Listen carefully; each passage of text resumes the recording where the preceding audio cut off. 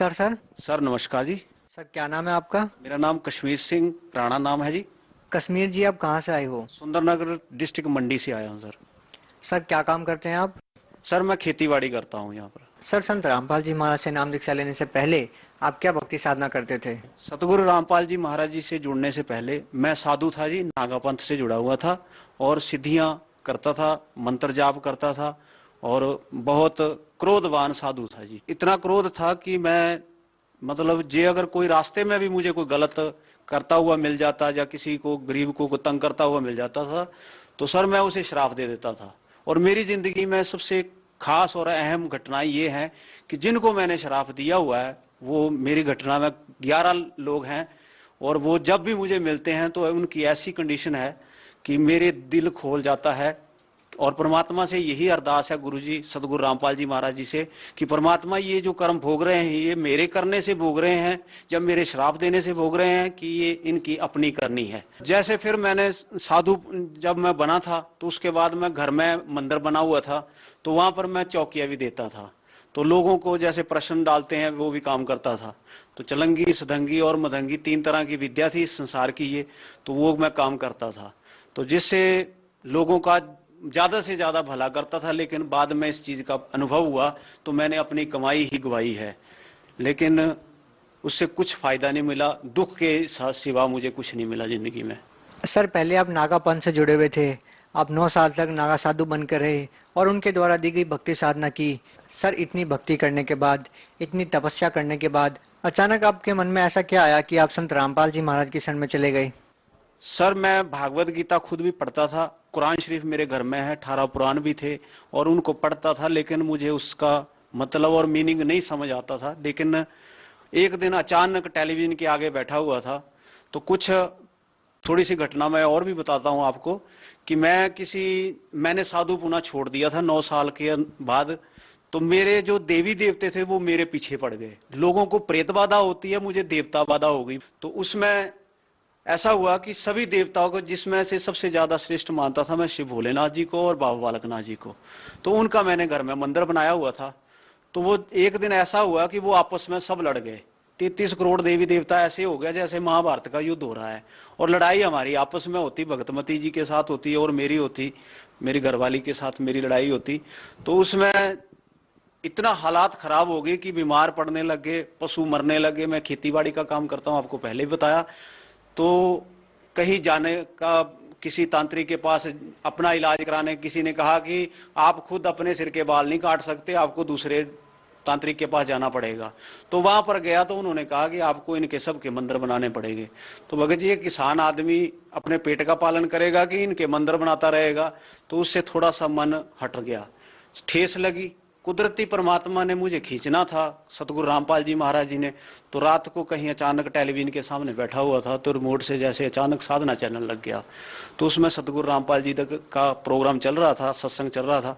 तो सुनते सुनते मैंने भागवत गीता, और ज्यादातर उस दिन उन्होंने देवी भागवत पुराण के बारे में बता रहे थे। तो मैंने उसको जब मिलान किया तो मेरे कलेजे के चिथड़े उड़ गए भी ये ज्ञान कहाँ से आ गया। और उसको सुनते सुनते ऐसी गंदी आत्मा भी था कि सत्संग भी सुनता था लेकिन हाथ में बीड़ी थी और यही स्मोकिंग करता था। और 1 साल तक मैंने सत्संग उनका सुना। सत्संग सुनने के बाद फिर मुझे ललत होगी कि मैं अब इस रास्ते पर मुझे जाना पड़ेगा और ये कुछ नया ज्ञान है और कुछ नया अनुभव भी था। तो भगत जी मैंने किसी भगत को ढूंढने की कोशिश की, क्योंकि अकेला था, गांव में मेरे साथ और कोई नजदीक भगत नहीं है। तो उससे फिर मैंने किसी भगत के साथ संपर्क किया। तो उनके साथ हमारे गोर साइड पड़ती है डिस्ट्रिक्ट मंडी में, वहाँ के भगत हैं हेमराज जी, उनको फ़ोन किया और उनके साथ फिर बरवाड़ा आश्रम में मैंने नामदान लिया। तो गुरु जी का आशीर्वाद भी मिला और भक्ति मिली और वो ही मेरे लिए बड़ा खास दिन था। 14 अगस्त 2014 को मैंने सतगुरु रामपाल जी महाराज के शरण में ग्रहण की थी। सर जैसे कि पहले खुद आप एक साधु थे, नागा पंथ से जुड़े हुए थे और उनके द्वारा दी गई भक्ति आप कर रहे थे और 9 साल तक आपने बड़ी तपस्या की, खूब साधना की। संत रामपाल जी महाराज के प्रवचन सुने।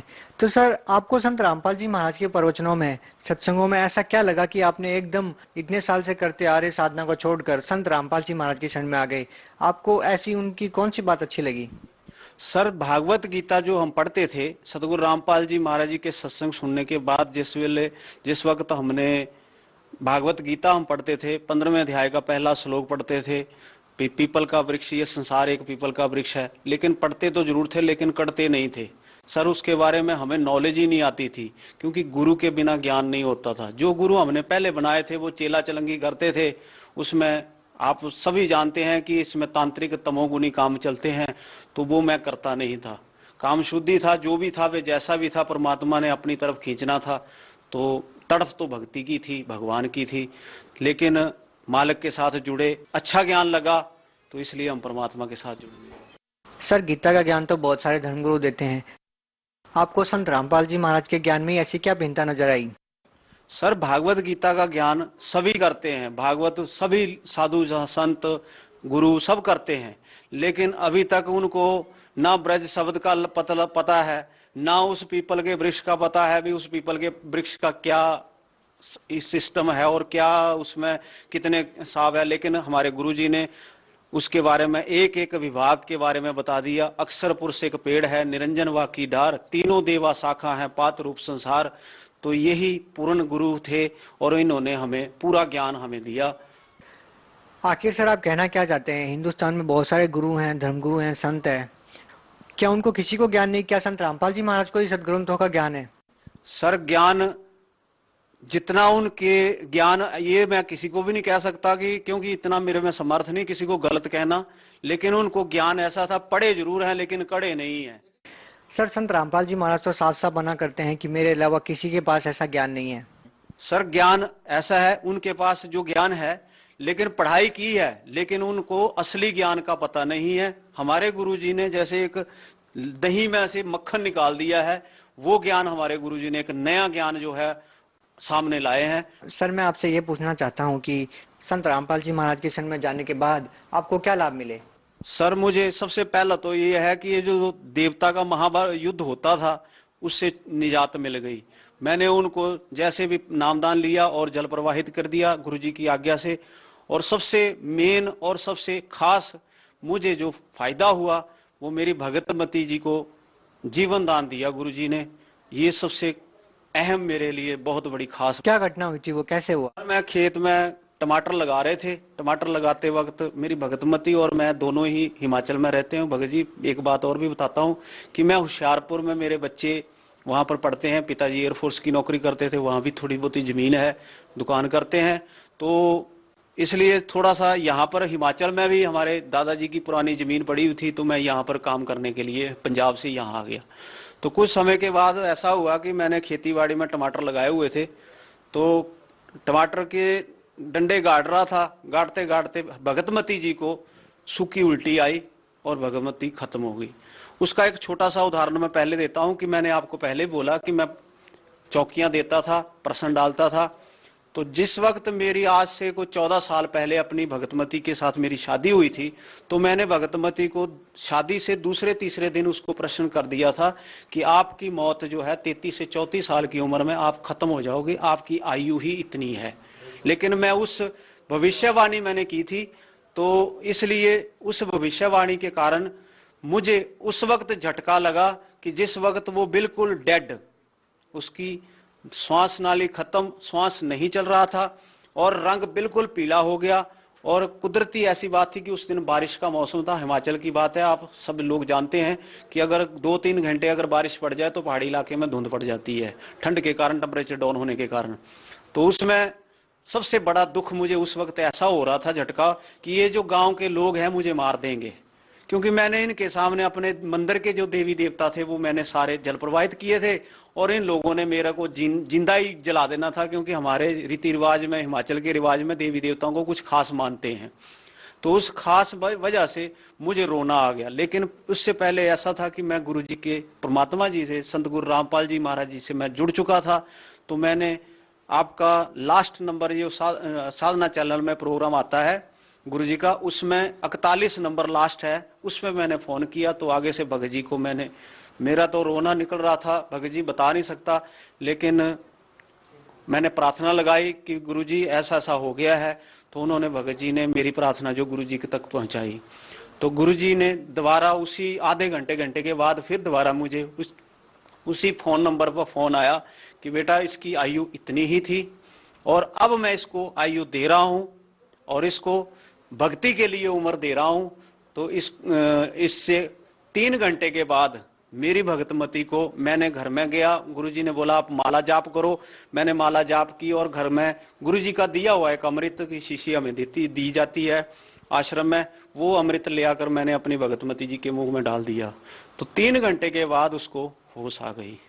ये सबसे मेरी खास और ऐसी घटना है जिस घटना को देखकर मैं आज मर सकता हूं लेकिन झुक नहीं सकता, और गुरु महाराज परमात्मा बंदी छोड़ सतगुरु रामपाल जी को कभी नहीं छोड़ सकता।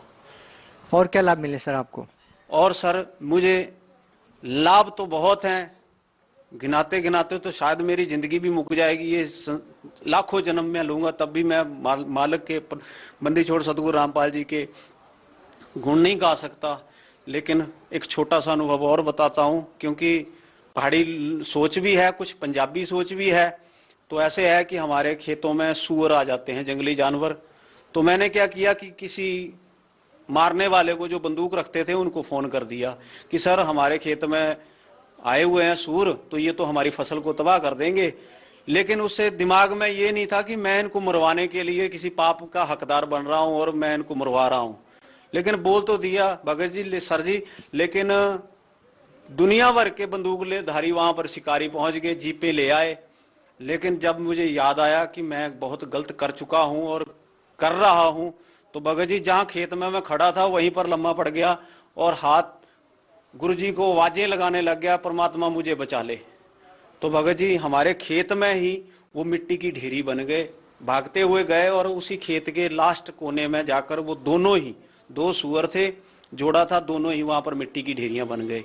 बंदूक वाले आते रहे, घूमते रहे, चले गए, लेकिन लास्ट में उन्होंने मुझे गालियां निकाली कि तेरे जैसा अंधा कहाँ मिलेगा जिसने हमें बुला लिया, 10-10 किलोमीटर से आए हम और तू कहता है सूर है, यहाँ पर कोई तितर भी नहीं मिला हमें।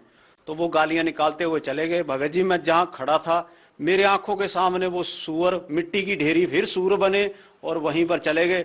मैं उनके नजदीक जाकर, उन्होंने मेरा कोई नुकसान नहीं किया, मैंने उनके जाके आगे हाथ जोड़ा कि भगत जी मेरे से गलती हो गई, आप यहाँ जिंदगी भर रहो, जब तक रहो आपकी जगह है, मेरे परमात्मा ने आपको भी जीवन दिया हुआ है, जीवन दान दे दिया आपको।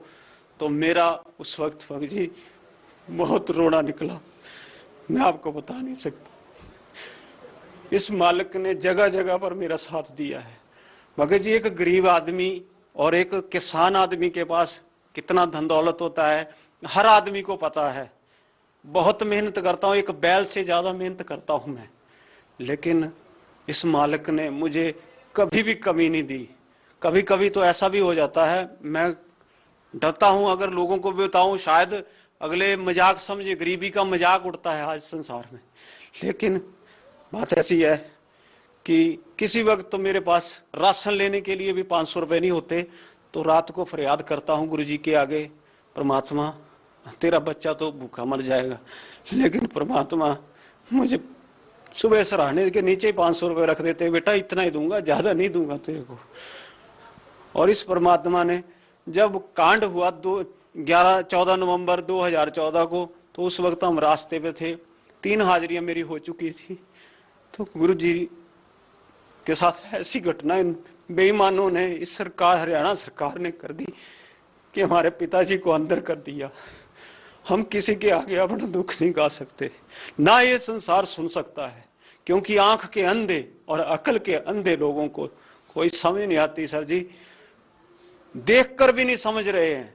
सर जैसा कि आपने बताया कि आपकी पत्नी को संत रामपाल जी महाराज ने जीवन दान दिया है, और भी अन्य संतों के जो श्रद्धालु हैं, भगत हैं, जो अन्य देवी देवताओं की पूजा करते हैं, उनके साथ भी ऐसी बहुत सारी आकस्मिक घटनाएं घट जाती है। उनको जीवन दान नहीं मिल पाता, वो भी बहुत फरियाद करते हैं अपने गुरु से, अपने भगवान से, और आपने संत रामपाल जी महाराज को याद किया और आपके पत्नी की जीवन रक्षा हुई। इस बारे में आप क्या कहना चाहेंगे? जो अन्य संतों के अनुयायी है उनको ये लाभ क्यों नहीं मिल पाते? सर उन लोगों के पास मनमाना आचरण है, उनकी भक्ति सही नहीं है, उनको मंत्रों का ही पता नहीं है। जय माता दी करते जाएंगे लेकिन उसका पता कोई नहीं है अभी वो कौन सी माता है और किसका कनेक्शन है, कहाँ जोड़ना है, क्या हिसाब है। वो मनमाना आचरण है, लोक वेद के आधार पर वो पूजा करते हैं, तो उसमें सर पावर नहीं होती। हमारे गुरु जी के शब्द में शक्ति है, जो वो एक बार शक्ति हमारे संचार हमारे शरीरों में भेज देते हैं तो वो साथ रहते हैं, शब्द रूप में हमारे सदा साथ रहते हैं। सर संत रामपाल जी महाराज जी, जिनको आप परमात्मा बोलते हैं, जिन्होंने आपकी पत्नी की रक्षा की और आपको सूरों की हत्या के पाप से बचाया, एक ऐसे संत पर बहुत सारे आरोप लगते हैं और उनको जेल में डाल दिया जाता है। और बहुत सारे लोगों का ये कहना है कि उनके अनुयायियों का अभी भी हिसार में जाना या उनके दर्शनार्थ जाना एक अंधविश्वास है। आज भी जो लोग उनसे जुड़े हुए हैं वो एक अंधभक्ति के तहत जुड़े हुए हैं। आप इस बारे में क्या कहना चाहेंगे? सर अंधभक्ति के आधार पर नहीं जुड़े हुए हैं। गुरुजी को जेल में गए हुए 14 नवंबर 2014 से गुरुजी अंदर हैं, लेकिन उसके बावजूद भी आज लाखों करोड़ों भगत परमात्मा के साथ जुड़ चुके हैं। लेकिन ये लोग सोच रहे हैं कि संत रामपाल जी महाराज अंदर हैं, इनका काम फ्लॉप हो गया है और ये कुछ नहीं चल रहा है। लेकिन इन लोगों को ये नहीं पता कि आज करोड़ों अरबों के हिसाब से अमेरिका, इजराइल, पाकिस्तान, हर जगह जगह पर कोऑर्डिनेटर नामदान स्थल खुले हुए हैं और भगत जुड़ रहे हैं, दिन रात जुड़ रहे हैं और भागे दौड़े जा रहे हैं, परमात्मा के साथ जुड़ रहे हैं। सर, जो श्रद्धालु संत रामपाल जी महाराज से आज जुड़ना चाहते हैं उनके लिए क्या व्यवस्था की गई है? सर परमात्मा की कृपा से हर डिस्ट्रिक्ट में, हर स्टेट में कोऑर्डिनेटर नामदान स्थल खुले हुए हैं।